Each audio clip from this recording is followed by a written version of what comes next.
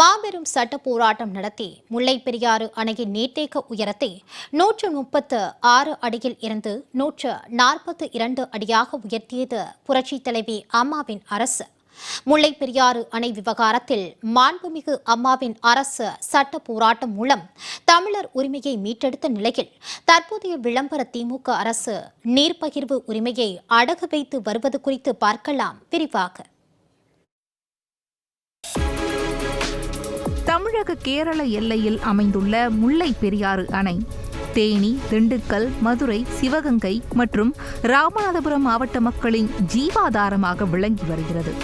நூற்றாண்டுகளை கடந்தும் உறுதியுடன் நிமிர்ந்து நிற்கும் முல்லைப் பெரியாறு அணை பலவீனமாக இருப்பதாக கூறி தமிழகத்துக்கு குடைச்சலை கொடுத்து வருகிறது கேரள அரசு. முல்லைப் பெரியாறு அணையின் தண்ணீர் குடிநீருக்கும் விவசாய பாசனத்திற்கும் தமிழகத்தின் பக்கம் திருப்பிவிடப்படுவதால் கேரளாவின் மின்சார தேவையை பூர்த்தி செய்யும் இடுக்கி அணை நிரம்புவதற்கு போதுமான தண்ணீர் கிடைப்பதில்லை. இதனாலேயே முல்லைப் பெரியாறு அணையின் நீர்மட்டத்தை குறைத்து அதன் உபரி நீர் மூலம் இடுக்கி அணையை நிரப்பி மாநிலத்தின் மின்சார உற்பத்தியை பெருக்குவதே கேரளாவின் நோக்கமாக உள்ளது. இதனால்தான் கேரளாவுக்கு இடைஞ்சலாக இருக்கும் முல்லைப் பெரியாறு அணையை அகற்ற அணை பலவீனமாக இருக்கிறது, அணையில் ஓட்டை விழுந்து விட்டது என பல கதைகளை சொல்லி 155 அடி தண்ணீர் தேக்கப்பட்டு வந்த முல்லைப் பெரியாறு அணையின் நீர்மட்டத்தை 136 அடியாக நிர்ணயம் செய்து ஒரு சட்ட திருத்தத்தை கொண்டு வந்தது கேரள அரசு.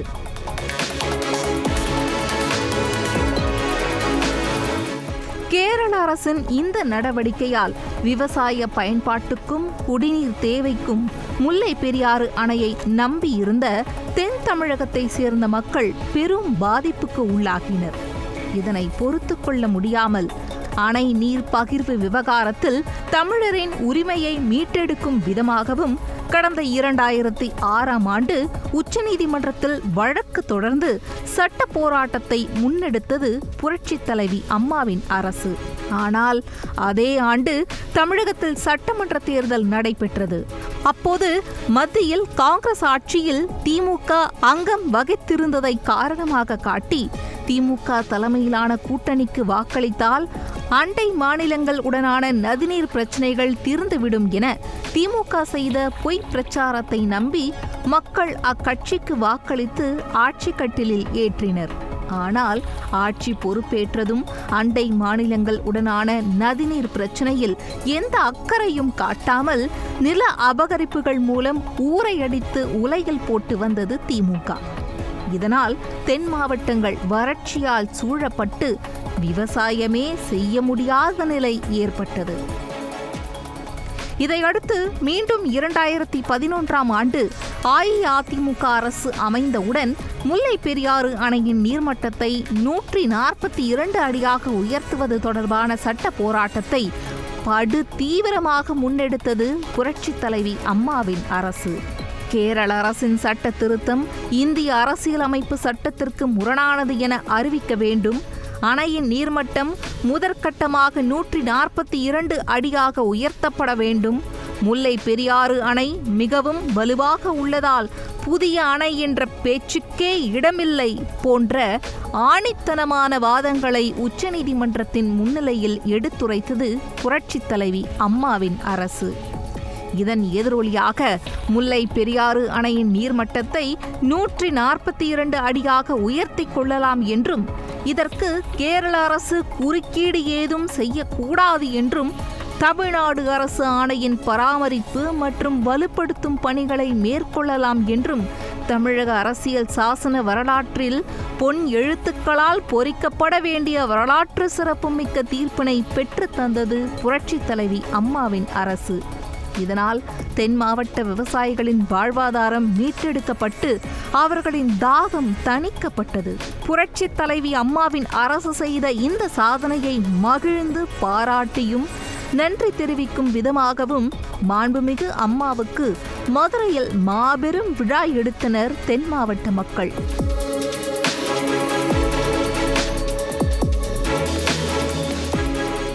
என்னை பொறுத்தவரையில் தமிழகத்திற்கு வழங்கப்பட்ட நீதியை கொண்டாடும் விழா தமிழகத்தின் உரிமை நிலைநாட்டப்பட்டதற்கான வெற்றி விழா என்றே இதனை சொல்ல வேண்டும். இந்த வெற்றி விழாவிலே பங்கேற்கும் வாய்ப்பினை எனக்கு நல்கிய உங்கள் அனைவருக்கும் எனது மனமார்ந்த நன்றியினை தெரிவித்துக் கொள்கிறேன். இந்த வெற்றி வேளாண் பெருங்குடி மக்களாகிய உங்களுக்கு கிடைத்த வெற்றி என்று சொல்லிக் கொள்வதில் நான் பெருமிதம் கொள்கின்றேன். என்னதான் மாபெரும் சட்ட போராட்டத்தை நடத்தி முல்லை பெரியாறு அணையின் நீர்மட்டத்தை 142 அடியாக புரட்சி தலைவி அம்மாவின் அரசு உயர்த்தி இருந்தாலும் தற்போதைய திமுக ஆட்சியில் தென் மாவட்ட விவசாயிகளின் நிலையோ அவலகதி என்றே சொல்ல வேண்டும்.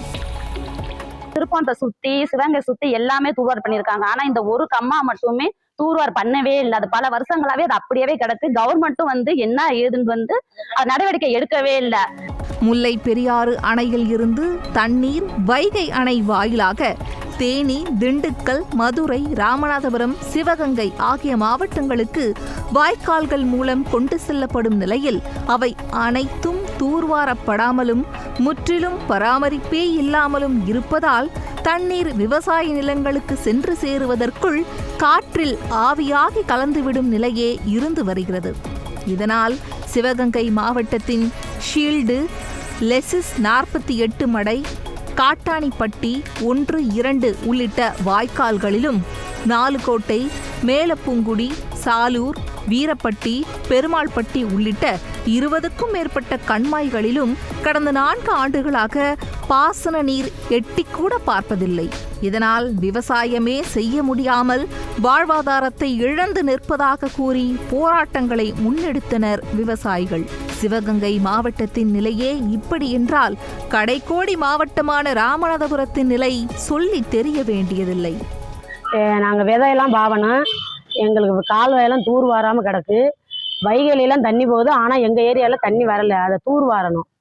தூர் வாரினாத்தே நம்ம நிலத்தை நாங்கள் விவசாயம் பண்ண முடியும். அது அப்படியே கிடக்கு. அதை சிவகங்கை மாவட்டத்துக்கு நல்லா பண்ணி கொடுங்க. இது ஒரு பக்கம் என்றால் மறுபக்கம் தமிழகத்தில் திமுக அரசு பொறுப்பேற்றதில் இருந்தே கேரளத்தில் நடைபெறும் ஒவ்வொரு சட்டப்பேரவை கூட்டத்தொடரிலும் முல்லை பெரியாற்றில் புதிய அணை கட்டப்படும் என தொடர்ச்சியாக அறிவித்து வந்தது. ஆனால் அதையெல்லாம் சற்றும் பொருட்படுத்தாமல் திமுக அரசு மெத்தன போக்கை கடைபிடித்து வந்ததன் விளைவாக தமிழக அரசின் ஒப்புதல் இல்லாமலேயே புதிய அணைக்கு கேரள அரசு சுற்றுச்சூழல் அனுமதி கோரும் அளவுக்கு நிலைமை கைமீறி சென்றது.